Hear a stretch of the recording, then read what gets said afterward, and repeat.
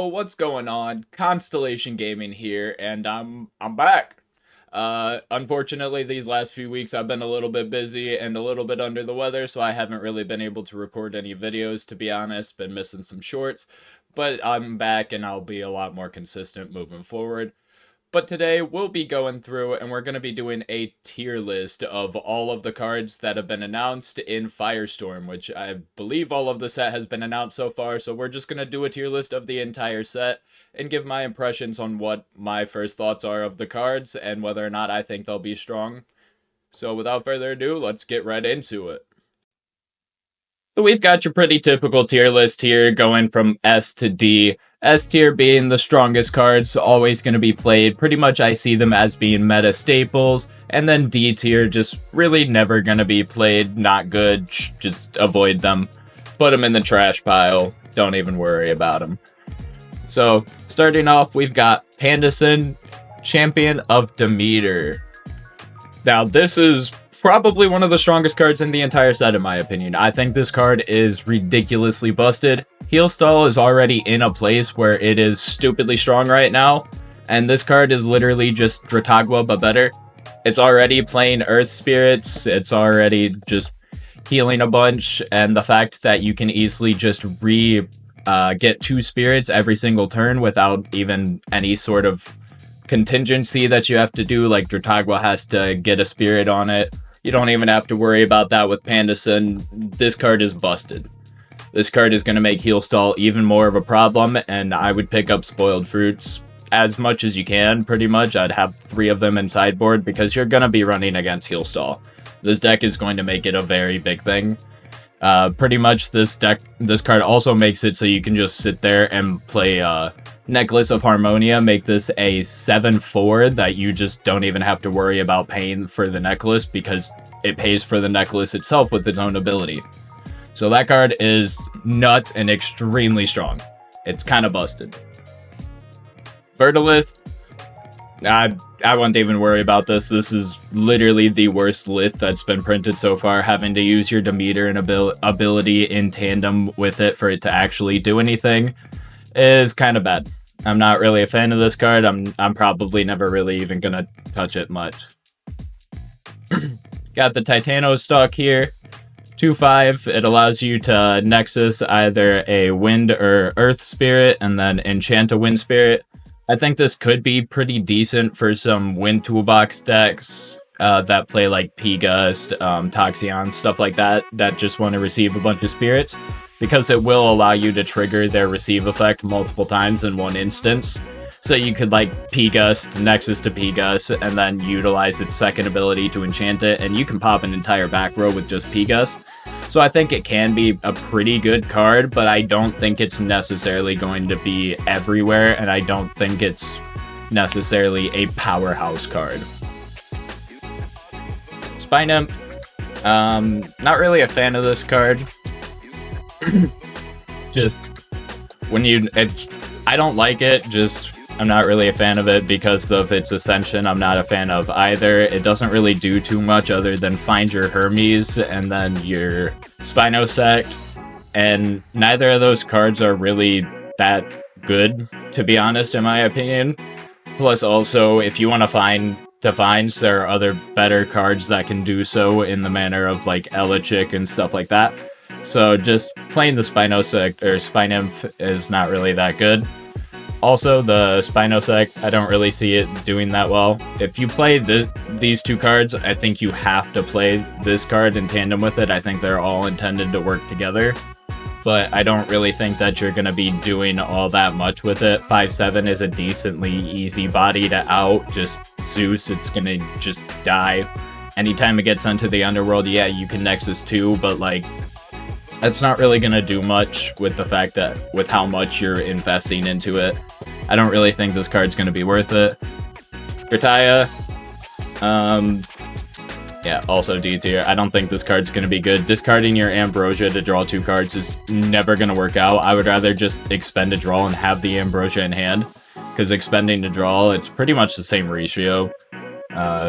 You take 1, but like you still got your Ambrosia, so you're still better off rather than discarding it And nobody's really playing Golden Apple, and nobody's going to play it just to discard it to draw 2, so I don't really think this Strataya is really all that good. Viserys? Viserys is extremely strong. I'm not quite sure what the point of was limiting the Viserys to 2 from base set if you're just going to give us a third one that's even better to allow us to play with it. There's pretty much, even without the limit, you're going to be playing this third one regardless. You're going to be playing 2 of them and then this third Viserys to get away through the counter runes, because you never really care too much past the second summon. Obviously, you don't want the ability, you don't need to summon a 4th Viserys, so the fact that this is just unable to be affected by counter runes is just extremely nuts. And yeah, Earth is gonna be a little bit of a menace in my opinion.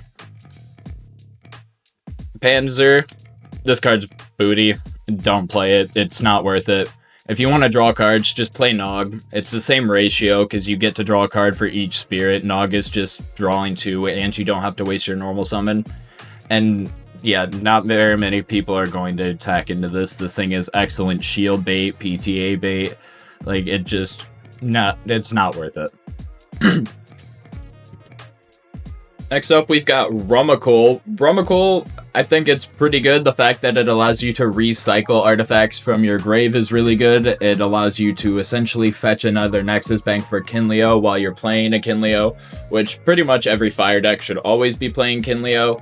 So the fact that you can easily just fetch another Nexus Bank for your Kinleo is extremely strong, plus also it just allows you to recycle your 1-of artifacts that a lot of times scrap decks are playing, because most of the time scrap decks only play 1, maybe 2 of each copy of an artifact, so the fact that you can easily just grab those 1-ofs out of your discard pile after they've been utilized is extremely strong, and I do like that ability. Now, Scavacol, is it? What is it? Yeah, Scavacol. I think it's okay. The fact that you can special ascend while having 2 artifacts is pretty good. I do like the fact, but it's also pretty hard to get out because you're not going to be having a bunch of artifact runes just lying around on the board. Most of the time you only have 1, and that's for like a turn or 2. But the fact that it can ascend over and also keep the artifacts that it ascends over, I think that is potentially really strong, so it does need some experimentation, but I'm not really too sure about necessarily how good it will be, so I'm putting it in a B tier right now. This is one of the ones that I'm really unsure about, which is why it's here. It could easily go up or down depending on how it actually shakes out and how it works out. But right now, I'm just throwing it in B tier because I think it could be pretty decent. Now, Volcaries, this thing is nuts. Allowing you to play artifacts with spirits from your underworld is extremely strong. It allows you to essentially play Argo for 2 instead of 4, which is nuts in its own. It allows you, with Rummagem, or Rummikul, Jesus, can't speak.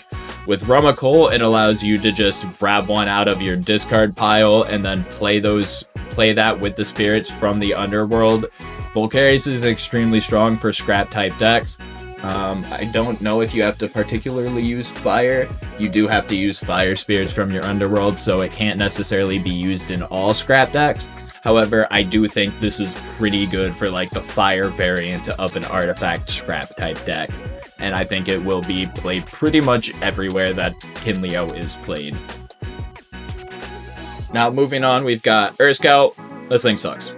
This thing sucks, don't play it. Bad. Just don't run it. Not much to say about it, it's just a really bad card. Majursa, I think this card is pretty powerful. The fact that you can come out and just essentially board wipe an entire opponent's board with Majursa as long as you've got a decent amount of bears out is pretty good. And bears already have the ability to swarm the board pretty good with Ursier and the 2/3 that allows you to special summon it out for 1 fire or whatever. That can easily be done. Plus, you can easily utilize Hibernation with the Stadium to just play this out really quickly and easily. So I think Majursa is an extremely strong card that makes bears actually pretty decent. I don't know if they'll necessarily be top tier or like even meta viable, but I do think this makes them a lot more powerful and at least a contender.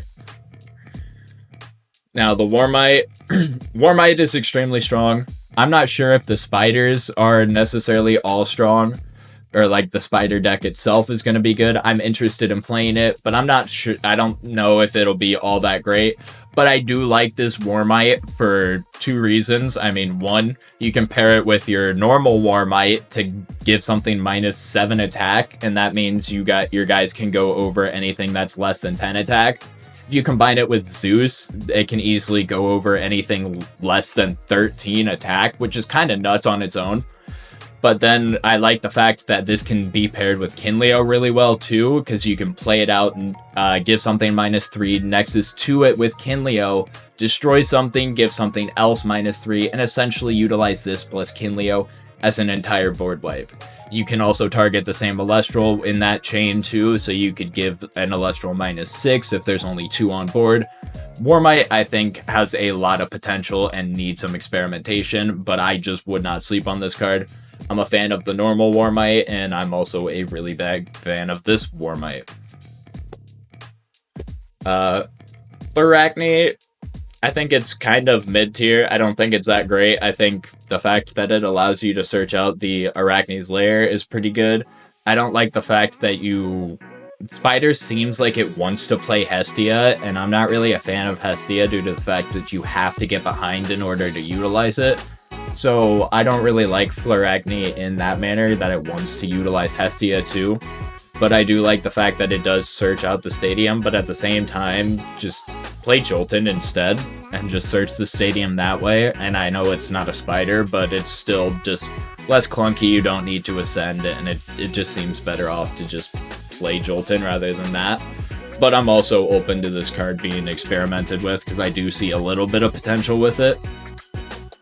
So next up is the Amphirix Champion of Hestia, and I think this card does have a little bit of potential, kind of like the Flarachne, but I don't like the fact that you essentially want to utilize Hestia with it.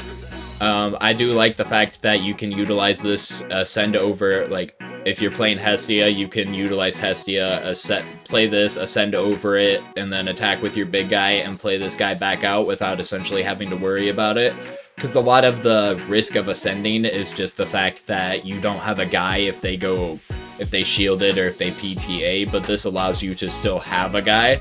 It can't attack due to the fact that it doesn't come back until the end phase, however, it's still a less risky ascension over a lot of the other ones.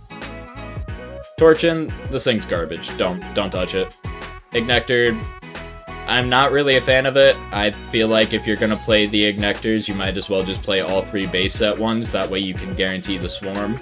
But this can be experimented with in the fact that you can play this as a 3rd Ignector, play 2 of the base set ones, and then bring 1 base set out and one of this one with the Ignector effect. However, I'm not really a fan of it. I think this would just end up just plunking up rather than having the 3rd Ignector there. I'd probably just play the base set one. And then Waspivy. Not really sure about this one, to be honest. I do like Burn as a whole archetype, but I don't really like this card too much. I think the fact that you have to ascend over it plus discard a card just isn't really that great. It does make it so that way you can essentially burn for free though, and if you're playing like a Hestia or something, this can come out and then just ascend and then be a big attacker that allows you to burn for whatever you discard. If you have like a 3 cost in your hand for some reason, discard that, burn them for 3 for free. So I do see potential with it, but it just seems a little clunky for me. Sluggo, Champion of Poseidon, this thing's nuts.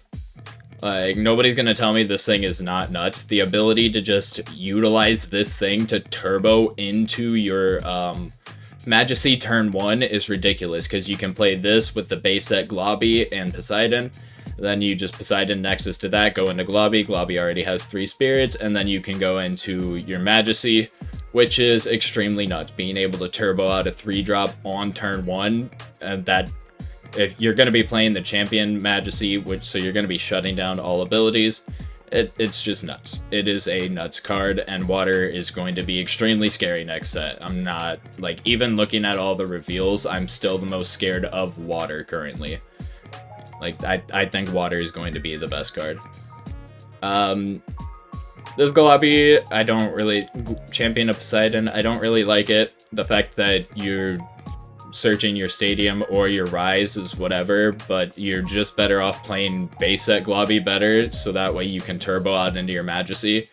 Because it's just... Playing this is just a more awkward and clunky way to get into a Reanimator package.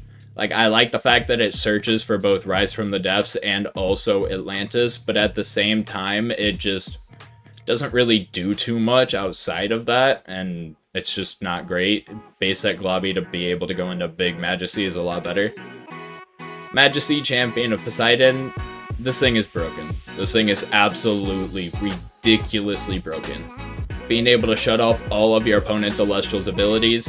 Technically, you don't shut off the on-cast abilities, however, just shutting off and suppressing essentially all of their Elestrals is extremely strong. It does technically shut off your Tsunami because they're water enchanted.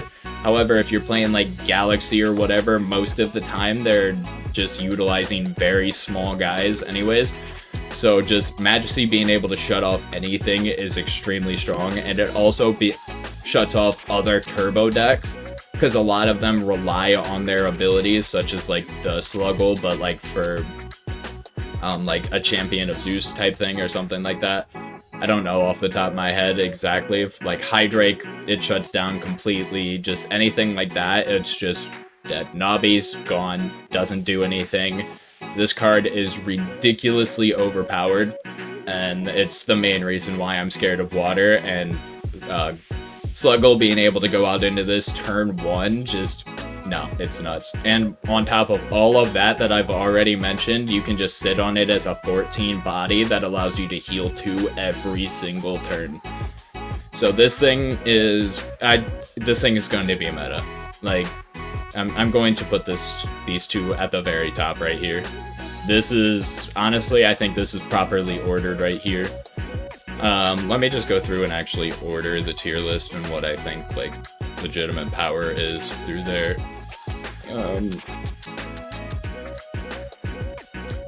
There, Ignector.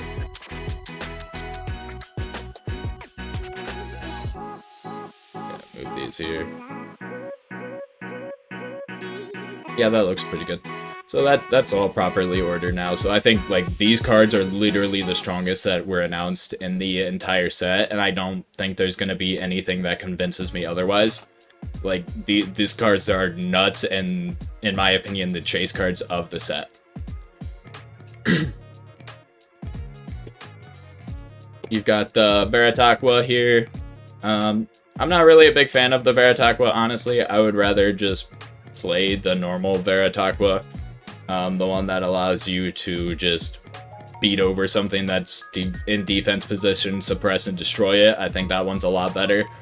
I think it might have been Bo or somebody else was actually playing Veritaqua this weekend and allowed them to shut off a Calf-Mel ability to heal and pretty much won them the game.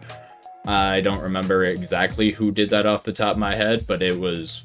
Veritaqua came in handy in the biggest tournament ever played, so I like that. Kind of just validates my point on that I don't really like this card too much over the base set one. You can technically ascend this one into the base set one, but at that point you might as well just play the base set one. Javalantis I do like. I think it's very interesting, the fact that anytime you play Tsunami you can ascend over any of your water guys. The fact that it will also just allow all of your water guys to have piercing, so now if you're playing the Majesty type deck, you can easily just, doesn't matter what they're playing, you're dealing a lot of damage to them all the time. And I really like that. It is very weird and clunky with Galaxy though, so you can't really play it with or against Galaxy. So that's one thing to keep in mind. So I think actually I'm gonna put it down here because the fact that Galaxy does exist is a lot worse. And now there's 6 of them. Speaking of Galaxy, we have another Galaxy. This thing is nuts. Galaxy has already shown its power by being able to swap all attack and defense of just their all water enchanted Elestrals. Sorry, I really can't speak today. But of all water enchanted Elestrals. So this card being able to swap the attack and defense of literally every single Elestral on the board is extremely powerful. Like, this card is nuts, and it is just going to be a menace. Narpoon having the ability to nexus both water and frost is really good. I like the fact that you can go into Javalantis easily from your, I believe it's Hander deck. Yeah, Hander deck, so you can easily just play one copy of Javalantis and then search it out with this after nexusing to it with a frost, and then just beat over a lot of stuff. I like this Narpoon. It's extremely strong. I like the fact that it gives Frost a decent Nexus Elestral. And yeah. Moving on to Javalantis, Champion of Kione. This card's kind of bad. This card's all or nothing. I don't really like it. I know I just said the fact that you can search Javalantis is extremely strong, but I was talking about the base set one. This card is nice in the fact that it deals piercing damage, but in what world are you realistically going to have like 4 extra Frost Spirits on board just to casually be able to Nexus to this thing? Like, almost never. So that is a really high roll ability, and I'm not really too much of a fan of it. Harpy. I like this card. Personally, I might have just a little bias of it. I just like the card. There's not much reasoning to it. I like the fact that it's just essentially a magnet for an attack. And also, if you play it with the Fun Guide and the Follow the Wisp combo type stuff, you can create an attack lock. So this gives you essentially 3 more opportunities to create the attack lock that is there with the Fun Guide. So I like it in that manner, plus you can easily just go foamy into this and then make it so that way they have to target this. Also, if you have another Elestral, it can just easily be utilized to protect it. So I like that. And the fact that you get to draw 2 cards when it's destroyed is also pretty good. Oh, if you have a Divine Rune on the field. That makes it a little less good, but the fact that you get to draw 2... I mean, most decks are playing Zeus anyways, and a lot of decks, especially now water decks too, are going to be playing their Divine. I feel like this set is going to be heavily revolved around the Divines, so I don't think the ability is going to be too hard to get. Elechick, Champion of Zeus. This thing gets +3 attack, or +1 attack for each spirit enchanting each Zeus. Not really sure how I feel about this. The other Elechick is obviously a lot better, but the fact that it gets it for each Zeus is nice. Zeus is already played everywhere, so this thing can easily just come out as like... I'm gonna put it at the very high end of B, probably like a B+. The fact that this thing can easily just come out as like a 7 attacker if you both have Zeus is extremely nuts. It can come out as a 5 attacker if you have your own Zeus, plus Zeus's ability, so it can be worked as like an 8 attacker almost, which is nuts. But at the same time, you have to have a lot of investment into it for it to properly be good. In a top deck scenario where this is the only card that you have, this is not really that good of a card to draw into, so that's why it's kind of like high B+, like maybe low A-. The Gryphuse, Champion of Zeus. This card is really good. We've already seen with like Doppelgator and Nabi how being able to drop the stats of all of your opposing Elestrals attacks is extremely powerful, and the fact that this doesn't have any type of element disadvantage to have to worry about is also really good. Yeah, there's not much more to say about that. I really like it. Full Tempest, I also think I think it's a little worse than... Actually, I think I'm gonna put it right there. I think it's a little worse than the Griffuse in the fact that, yeah, it's a good card and can easily come out when any of your Champions of Zeus are destroyed, which is good.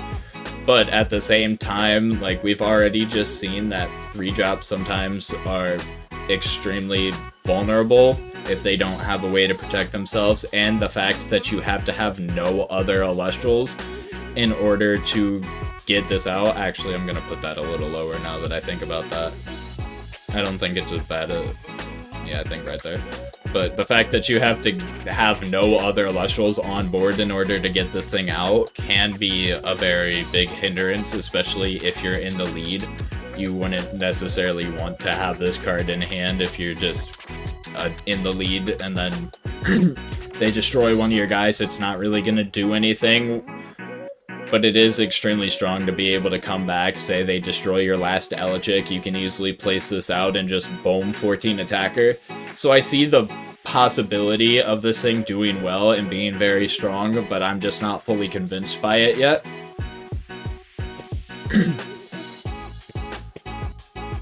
Volcaries, having more rune destruction in Thunder is extremely strong.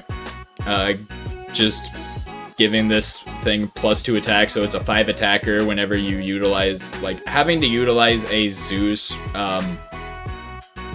trigger essentially, or a spirit off of Zeus does suck for destroying the rune, but it does give you a +2 attack, so essentially it kind of like evens out the fact that you're taking the spirit off of the Zeus, because instead of just minusing their Elestral, you're buffing yours just not as much while also destroying a rune. So this card is extremely strong in my opinion.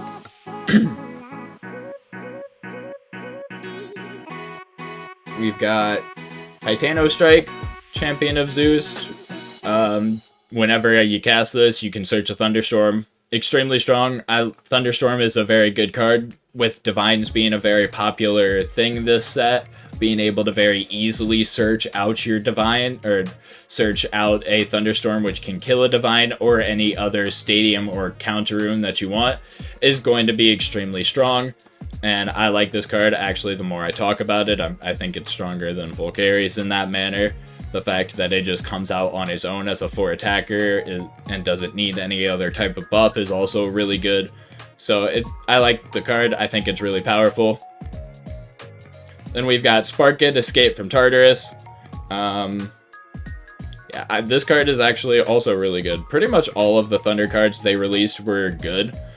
And this isn't necessary. This isn't game winning like some people thought base set Sparkit was. Personally, I was not all that, like, I didn't think Sparkit was all that strong to begin with, because you could just set a bunch of cards as long as they didn't go first, and it wasn't that big of a deal. But with this card and the fact that Hurricane now exists, I think this card has a lot of room to do a lot of work, because even though you're searching just 2 random cards, picking one of them and getting rid of them, you're still getting rid of one of their resources. And also, just if they feel like they're just going to set a bunch of runes in order to play around the Sparkit randomized rip, then you can easily just Hurricane all of the runes off of their board. Plus, this is a Nexuser for Thunder that actually does something, and anything that actually does something for Thunder while Nexusing is going to be extremely strong due to the fact that Aster Rabbit's freaking busted. It just allowing Aster Rabbit to have more triggers while also just playing and removing your opponent's resources while gaining resources off the Aster Rabbit trigger makes this card extremely more powerful. If this card was any other element, I don't think it would be nearly as strong, but the fact that it allows for both you to take resources while gaining resources with Rabbit is extremely strong. We've got Ankyloshock. I don't know how to pronounce this, dude. We've got the little dinosaur here, 2/4. I don't really like him too much. The fact that you have to deal combat damage to like a player makes this thing a lot weaker, and also the fact that its Ascension, its ability can't be utilized in combat in that turn when it comes out. is also not that great. So like something like Doppelganger, when it comes out, you can easily just attack over and then do like, you can utilize its ability, give other Elestrals -2. This, you just deal combat damage to something, ascend into a big guy, and then you just take the 2 damage from the big guy too, which is okay, it's pretty good. We've seen that combat ascensions are decent, but at the same time, just the fact that this ascension can't really utilize its ability on the turn it comes out makes it a lot less impactful. And you have to have an Earth Spirit on it in order for this effect to go off, so it can't just deal combat damage on its own while it's normally enchanted. You have to Nexus an Earth Spirit in some way to it, so that makes it even weaker. We have its Ascension, Ankylo Surge, 6/8, 2-drop. You can draw a card for each Earth and Thunder that enchants it, and then discard equal to the number. Cycling is extremely strong. The fact that it's a 6/8 is also extremely strong. But the bad part about this is the fact that you can't utilize this ability the turn it comes out unless you like hard ascend over something. If you're utilizing the smaller dude, like I said, because it's a you can ability and it's not any type, this can only be done during main phase, so that means you can't utilize its ability on the same turn it comes out. So if it gets like shielded, PT8 or anything like that, it essentially is just a big dude that doesn't have an ability. Next we've got Sorlet, Champion of Aeolus. Sorlet, I think this card's pretty good. We've already seen Elestrals that allow you to ascend or bring out other Elestrals after destroying something in combat is pretty good. Wind already has a lot of Elestrals that allow you to either swap position or like change the stats of Elestrals, like Exaltair, Sorlet, stuff like that. So you can easily get over stuff. Plus, everybody plays Zeus in almost every deck, so this thing can easily just be a 7 attacker with Zeus, and then it'll destroy it and then bring out its Ascension form. Because most of the time you're not going to be searching out Aeolus for it, because who the heck wants to search out Aeolus from it? You're going to bring out its Ascension form, Prysor, Champion of Aeolus. It can be special ascended during your hand if it, or from your Sorlet. Oh my gosh, I can't speak. This Prysor in your hand can special ascend from your Sorlet with 1 wind during your battle phase if Sorlet destroyed an Elestral this turn. So just being able to utilize your Sorlet effect to search out the Chrysor, Champion of Aeolus, and then utilize this Champion of Aeolus's ability to ascend over the Sorlet is extremely strong. Technically, Sorlet doesn't necessarily have a battle, like, ascension. Like I said, technically it is the Chrysor ability, I guess, but it's still the same thing, just a roundabout way of doing it. Next we have Galaxier, Champion of Aeolus. I think this card can be okay as a, as a one-of in a Wind Toolbox deck to allow you to just turbo into 2-drops, but I'm not really too convinced by it. Just, it's a 1/3, it's not really going to do much on its own when you draw into it. Like, it's kind of like a Tadpuff situation where you just would rather play a good guy than play something like this. Carrion, I think it's a little bit better, just due to the fact that you can, even though it's pretty much the same thing, it does have a bigger attack stat, which is very impactful actually, and then the fact that you can utilize the spirit from the underworld in order to cast this makes it just a little bit better. Carry off, this thing's garbage, don't play it. It is the most expensive Earthquake you will ever see. But by the time you're getting done with this, if you're spending this to destroy something, it's probably a 2 or 3 drop. So you're spending the 2 spirits off your Hermes, then you're spending the 2 spirits or possibly 3 spirits to destroy it. So it's a 4 to 5 spirit Earthquake essentially in the long run, and it's just not worth playing in my opinion. I just think it's bad. Cockatoodle, when it's destroyed, you can suppress an Elestral. Just play the normal one that allows you to suppress an Elestral the turn it comes out as long as it's on field. And then it's not really I just don't see a reason to play it. I guess you can technically utilize it in the Hermes decks, and send it to the underworld, but I'm just not really too much of a fan of it. I would rather just play the normal Cockadoodle and have a guy on board. Dracodoodle, this thing is also very bad. And it looks and reads like it's a lot better than it is, but when you think about it in actual concept, you have to spend the 2 from Hermes in order to send this to your grave. Then you have to have or find the Cockadoodle, which if you don't have it, you have to spend 2 more to send that to your grave. Then send the Cockadoodle to your grave, and then you can utilize this. The fact that you can use 2 spirits from the underworld is meh, but it's also, like, it makes it a lot better, don't get me wrong. So it makes it so your whole thing only costs 2 rather than the 4. But it's also like a 2-turn setup that's just very obvious in what you're gonna do. So I just don't like the card. I don't think it's that great. Exalter, Champion of Hermes. I don't really see a way. I just don't like this card that much. I think it's mid-tier.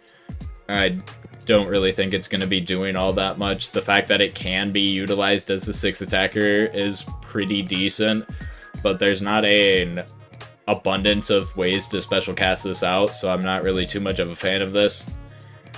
Nimbug, this card's bad. I don't like the entire line, honestly.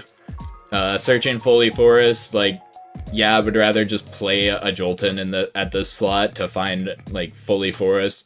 Playing the new Foley Forest is extremely bad, so there's no point in playing the whole line for it. And then also, one weird thing to note about this is this card technically says search a Charcoon, but this Charcoon and the other Charcoon says that it always counts as Saracoon, even in your deck. So, weirdly, I don't know, the rule, like, it's just a weird interaction, because technically this counts as Saracoon, or it counts as Charcoon and Saracoon at the same time. It's just very weird the way they did it. I just don't like it, because the thing says it always counts as Saracoon. Yeah, I also don't like either one of the... I just don't like the Flammoth line in general. I think it's very bad. I don't think it's going to do anything. The 2/6 of body is pretty decent for Charcoon, but the fact that it's easily just outable by Eddie, Zeus, a majority of the stuff that's played right now, it's bad.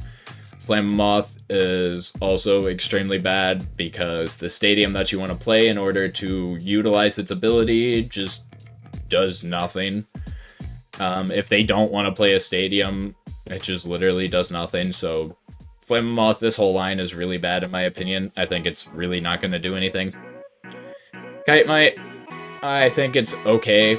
It's really only going to be played in the spider decks.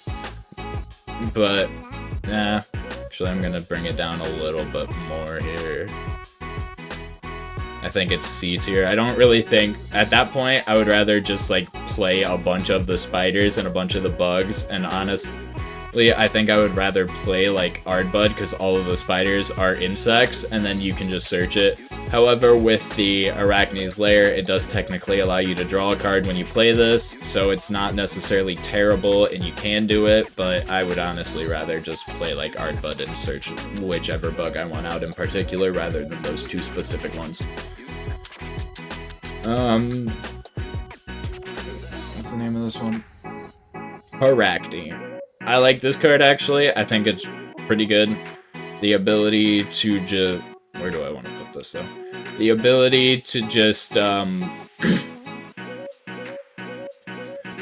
it normal cost, 2-drop out. We've already seen that those are particularly strong, even if they have a requirement in order to do so. And in spider decks, you already want to be playing the Arachne's Lair anyways. You want to be playing 3 copies of it so that way you can keep up on resources as much as humanly possible. So you're going to be playing that, so your condition's very easy to meet. And I like that this is just a 6/5 that you can play out very easily, and I believe it triggers the Arachne's Lair, and you can draw a card off of it too.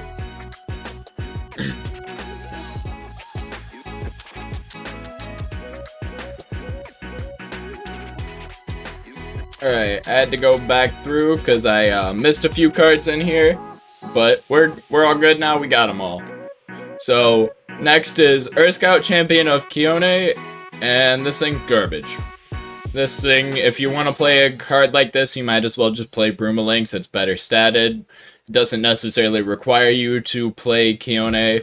It's just not a good card. Don't touch it. Broomalinx, Champion of Kione.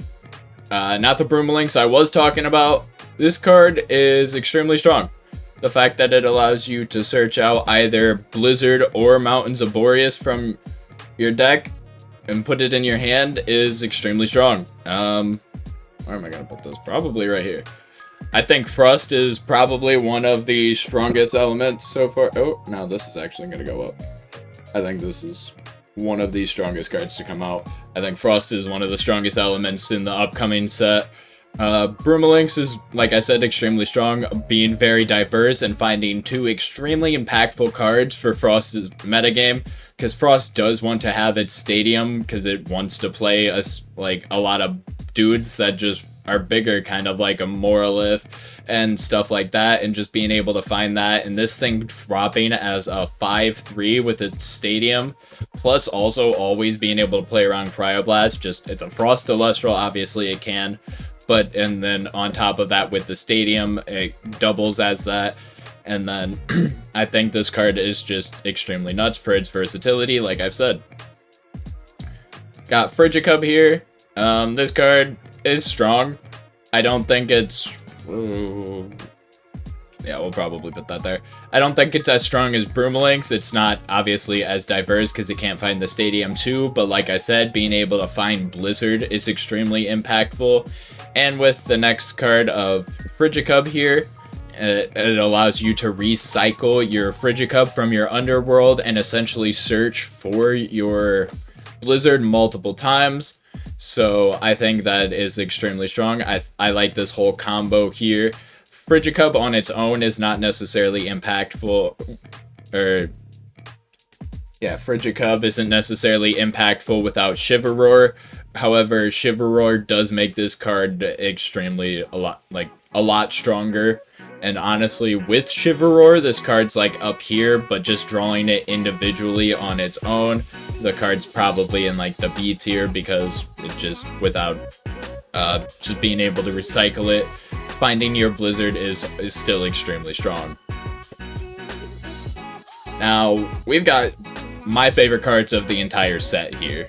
I might be a little biased in my putting of this because I just really like these cards, but I also think these cards are going to be some of the defining meta cards of the deck, of this set. So first we've got the Bunnings. 4/4, which is already a really good stat line. You can expend 1 to search your deck for 2 Nixmeras, and then send 1 to your underworld, 1 to your hand. It allows you to find its ascensions, that both of them are extremely powerful in individual ways.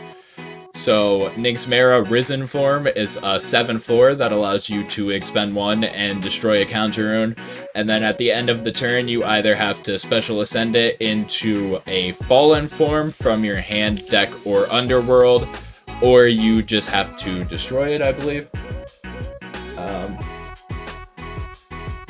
Yeah, you either send it to the underworld or you special ascend it into that, allowing you to get... Technically, every special ascension makes these guys bigger, because every ascension you will have to put a spirit on. So then you've got your Nixmera Fallen form, which is a 4/7 Lunar and Frost Elestral that it says it can't be targeted by Invoke runes, which is extremely powerful, so they can't utilize Resting or Earthquake on this to easily out it. And then at the end phase, you just swap back to your Risen form or destroy it. Same thing, hand, deck, or underworld. So you can just keep cycling between these two. This one's your offense on your turn, it's going to be aggro, and then this is your defense. Every single turn on their turn, you're going to be putting your Fallen form out. I really like this combination of cards and how it functions. I think they're going to be very impactful and very strong, honestly. Moving on, we've got Solar and Soulbell, Champion of Apollo. I think this card's okay. I think being able to find it off Apollo, easily special, like put it out, and then it allows you to easily either swarm the board with a lot of Elestrals or special ascend it into something like your Soul Stocks Champion of Apollo, which is a 6/6 that says when you cast the Soul Stocks, you can search for a Soul Bell, put it on the top of your deck, expend 1 in order to return a Divine Rune. I think the fact that you can return a Divine Rune to hand is okay. I wish it would say destroy, and the fact that it is specifically a Divine Rune does hinder this card a decent amount, but it is a good body, and also if they want to recast it, they're going to have to utilize the spirits, and in like Fives decks, for example, they don't have an abundance of Thunder decks or Thunder spirits to be able to just consistently put on their guys. Then we've got Exaltus, Champion of Apollo. This gets 3 attack if you're foretold this way this turn, and if an Elestral is destroyed in battle, you can special cast this out, so it allows you to swarm the board more. I do like this card. I think this card is probably one of the best solar cards to come out of the set. Yeah, right there. This is actually going to go lower. I don't like this as much.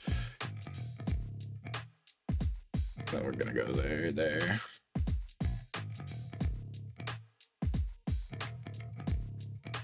Yeah, that looks pretty accurate.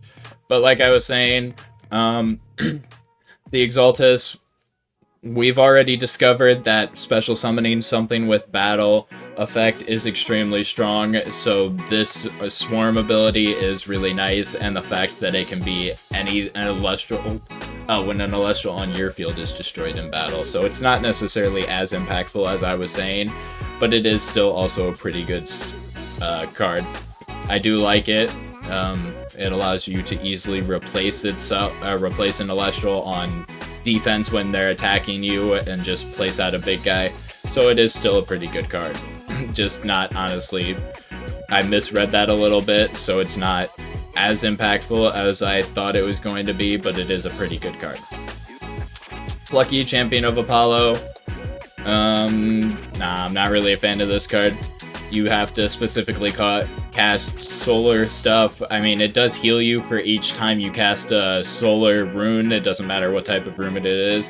However, I'm not convinced by it. It's small body, it's going to be easy to out, so you're really not going to be healing too much. Then we have a Werepup, Champion of Artemis.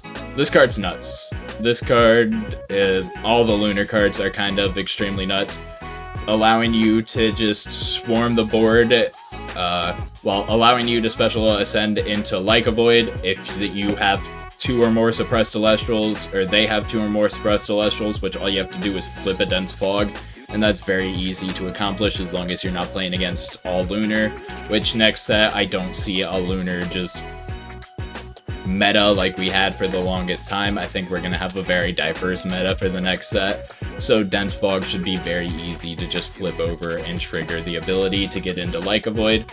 Like a Void, this card is nuts. This card is nuts. The ability to just swarm the board, essentially filling your entire board with Werepups, while also being able to sack off those Werepups to destroy opponent's Elestrals. It just extremely nuts. This card is a little bit broken in my opinion. I don't like how strong it seems to be, and it's just ridiculous. Pandison, Champion of Artemis. This card is also pretty strong. I don't think it's, we're gonna say it's there. I actually think this card is there. No, this card's... Alright. I don't think it's necessarily as strong as these other ones, but the fact that anytime an opponent, like anytime anybody plays a suppressed Celestial or an Celestial becomes suppressed, that costs them to expend life. So if you have this out, and then you can easily utilize your Werepup, play that out, utilize the Dense Fog, suppress 2 of their Elestrals, they expend, and then you play out your Werepups with the Like a Void effect, and they have to expend more due to the swarming ability of the Like a Void and the suppressed Elestrals. So this card is extremely strong, and it will be in the Lunar Suppression deck. It's just going to be... I think that deck is going to be a little nuts, honestly. And another card that's extremely nuts in that deck is Spectaris, Champion of Artemis. That just allowing you to special cast it out with a Lunar Spirit as long as they have a single suppressed Celestial is extremely good. Like I said, the Dense Fog, you've got New Moon, since you don't have to have multiple suppressed Celestials. It allows you to easily just play this card out and be extremely aggressive and allows you to swarm easily with Lunar decks. Next, we have Nemistar. Nemistar, I really like this card. I don't think it's necessarily all that good, to be honest. I think it's probably mid-B tier. I think this card is just okay. With Lunar Phase Full Moon, though, you can easily just kind of all of a sudden deal 5 damage to somebody, because this will allow you to attack directly, and then Lunar Phase Full Moon will put 2 more spirits on, so you can, like, Nexus the 2, have 3 spirits, Full Moon for the 5, and that's a quarter of their health that can just disappear. So it does have potential, so I'm not really going to place it any lower than this, because I've already seen and thought of some pretty good combos for it. Now we've got Terror Star. It says Nexus up to 3 Lunars. When a player Nexuses, an opponent must expend 1 for each card, for each spirit that was received in a Nexus that way. I'm not really too much of a fan of it. Like, I think it's decent. I think it can be a pretty decent endgame if you're playing like a lot of Nexuses, if you're playing the the Nemi Sails, or the Nemi Stars, plus, like, Comalises and the Terror Star. You can Nexus a bunch in one turn, deal a bunch of damage, attack directly. So I think it does have a little bit of potential, so I'm not really going to shove it down too far. Actually, I think I'm...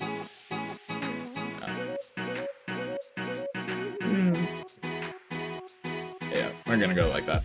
That looks fine. We're gonna put that right there. Hestia, I'm not a fan of the card. Like I've said multiple times, I just don't like the fact that you have to be behind in order to play it and in order to utilize it, but I do see some potential with it for some swarming ability, so I'm not gonna put it down in D tier. Torch of Hestia, this card is actually extremely good. It's a cheap Nexus Bank for Kinleo, 2 attack buff for 1. That's pretty good, so you don't have to worry too much about being shielded. And this card, if you do utilize Hestia, you can foretell with it, so I like it. Next, we've got Hestia's Hearth. This card's garbage. Don't touch it. Just like the Frost Enchant thing, it's not really going to do anything, and I wouldn't worry about it. Anvil, I'm not really a fan of this card. You're already playing the Volcaries, and it's pretty much just Volcaries effect in the form of an artifact, and I'm just not really a fan of it. I don't think it really does all that much to enhance your game plans. So we've got the lair, what is it, Arachne's Lair. This is going to go... I might be a little biased, like I said, but I do like the spider decks. I see the potential for it. I like the fact that every time you play something, you can easily draw a card. I think this card does actually have a lot of potential and is probably one of the most usable stadiums. Just even as sets go on, more and more spiders are going to be released, so this card is going to become more and more nuts. Whereas other stadiums just being like a +1, it's not necessarily going to power spike as much as this has the potential to. I just don't think that the full spider, like all of them are online, and I think that spiders do have potential in the future with this card. Fully Forest, this card's also garbage. It only does anything if your opponent wants to play a stadium, and honestly, if your stadium is just doing nothing, they're not really going to care too much to shut it down, so you're just paying 1 to have a stadium sit there in the stadium slot, pretty much. That's what I was talking about earlier with the Flammoth stuff. I just think it's garbage. I don't think it'll ever be played or ever be useful. Now we've got Reforged. This card is extremely strong. Just allowing you... Where did it go? Allowing you to grab an artifact rune from your underworld, recycle the Nexus banks we've already talked about, but it also allows you to return the spirits, like, equal to that to your enchant, or from your underworld to your spirit deck. So this card allows you to essentially play that out for free, which is kind of like a combination of Volcari's effect and Rummikul effect all in one, which is really powerful. Artifact decks, literally this weekend, has already proved that there is a lot of viability, and they're even the strongest deck right now. So just having this to be able to recycle your one-of artifacts and then gain health for doing so is extremely, extremely powerful, and I see this being played as a 3-of in pretty much all artifact decks, to be honest. We've got Torch of Hestia. This thing's garbage. This thing is just not playable. It's literally a 1-1. Just by looking at that, you should be able to tell it's pretty much not playable. We've got Poseidon, obviously. I'm not really going to talk about the reprints, just because we already do know the power of them. So we've got Poseidon's Fury here. This card is extremely strong. This card is an entire board wipe, potentially. This card is just nuts. With the water strategy already being how it is in the turbo, and you wanting to play the Poseidon and having a lot of spirits just to be able to play with, you can easily just board wipe an entire board. One thing to keep in mind too is Divine Healing is essentially another Ambrosia. I know some people don't want to think of it as one, and they don't think that it is one, but it is essentially another Ambrosia, especially in this type of deck. And it can also be utilized to power up your Poseidon's Fury even stronger. Say they're playing like a Blistrix board that has like 6 spirits on board or something like that. You can easily Divine Blessing onto your Poseidon, and then, or is it Divine Blessing or Divine Healing? Divine Healing is the one I'm talking about. Divine Healing onto your Poseidon, and then just Poseidon's Fury and still wipe their entire board. That is easily something that is feasible and easily possible. So Poseidon's Fury is just a very nuts card that I'm honestly scared of seeing all next set, and it's one that I'm considering main decking Divine Blessing for if it becomes prominent enough. Zeus's Call. This is a really good card, just allowing you to search out any of the champions of Zeus is really strong. I'm actually going to move Spark it up to the A tier there, but just allowing you to search any of your champions of Zeus are really strong. It just doesn't matter what the situation is. If you only have one guy, you can search out your one Voltempest that you want to play. So that way, when your guy does get destroyed, now you actually have the ability to search it out or play it out rather than just having to wait. So you don't have to play as many of them with Zeus's Call.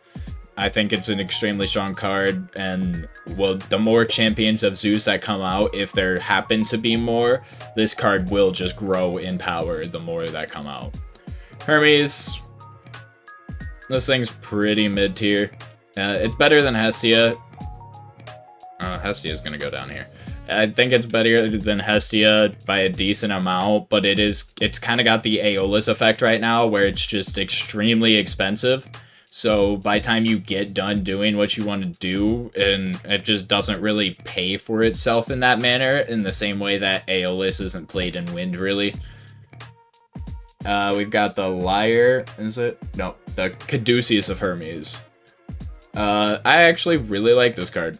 I'm not gonna lie, we're not that high up. We're gonna put it right about here. I like the fact that it just allows you to special cast a 1-cost Wind Elestral, so it essentially it allows you to recycle an Elestral that gets destroyed. So like you can easily just put this on Sorlet, and then if this one gets destroyed, you could possibly play out another Sorlet from your grave, which is extremely strong. I like this card a lot, actually. It's probably the strongest one of the strongest win cards to come out in the set, in my opinion. Talaria of Hermes, this thing's garbage. You might as well just play Nog if you want to play it. I like the fact that it recycles itself, but other than that, it's just not worth it. Hermes Trickery, not really sure about this one. It does have potential because you can easily, like, if you've Nexus to guys, you can,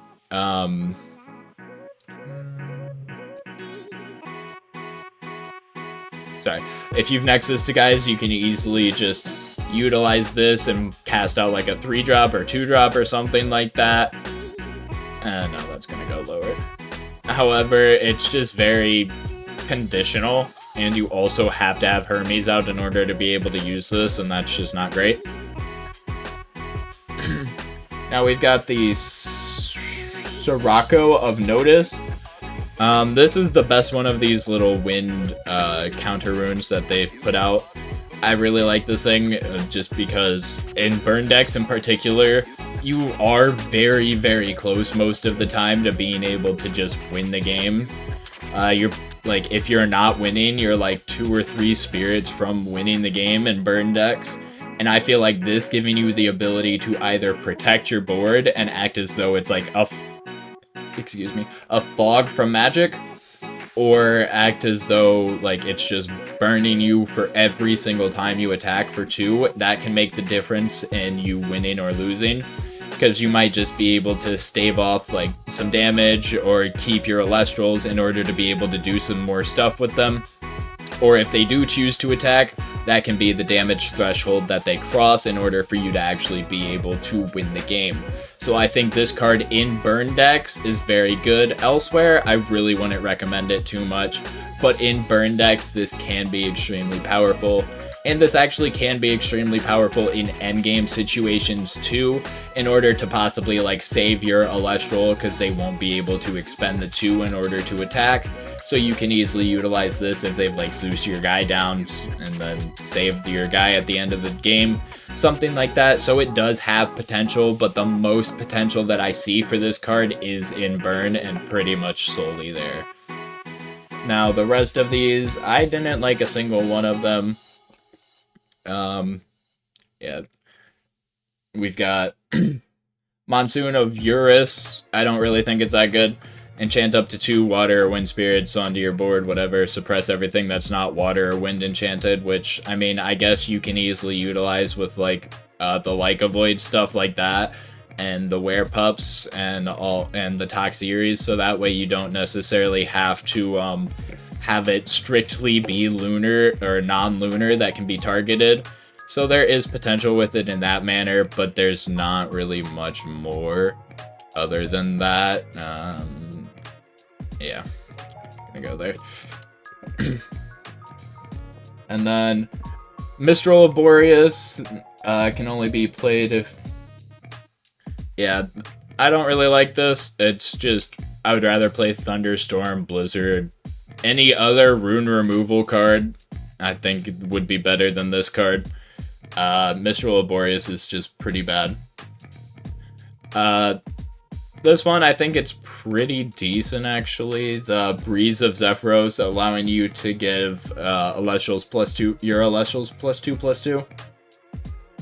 If they're wind or solar enchanted, can be pretty good as a combat trick, but the one thing that sucks is if you're against wind or solar decks, it does also buff them, because it just says give each Elestral. It doesn't say your... No, you may give each wind or water or solar enchanted Elestral on your field +2. Okay, never mind.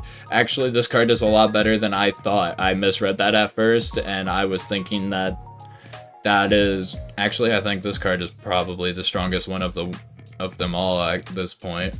We're gonna put that there. The fact that you can utilize this as a combat trick, I was misunderstanding it. I thought that everybody got the buff, but it is just your Elestrals that get the buff regardless of enchantment. So this is actually really strong for wind or solar decks, because most of them tend to have a lower attack stat. So to be able to combat trick and just possibly win combat with this is extremely strong. Then we have the Lyre of Apollo. A lot of like Solar Elestrals do have a lower defense, or like lower attack stat, higher defense stat. So this is actually pretty good. I don't like the fact that it only swaps your Champions of Apollo though. So actually that's worse than I thought, but it is still pretty good. Giving swapping the stats of whichever Elestrals. So like if you've got a Soul Bell, you can easily make it a 4-1, and then it's essentially a 6-3 because it is a Champion of Apollo. So with stuff like that, it can be a pretty decent card. And then the last card to talk about is Solar Flick or Solar Charged. This card I realistically only see being used with Phosphocell. Other than that, I mean, I guess you can re-enchant P-Gleam, but other than that, I don't see much use for it. And the pre-ordered Exaltair, we're just going to put right above the normal Exaltair because it's a little bit prettier. So that's kind of the rundown of what I think that the cards are going to look like for the next meta, or the next set. That's my tier list for them. Let me know what you guys think down in the comments below. I hope you all have a good day, and peace.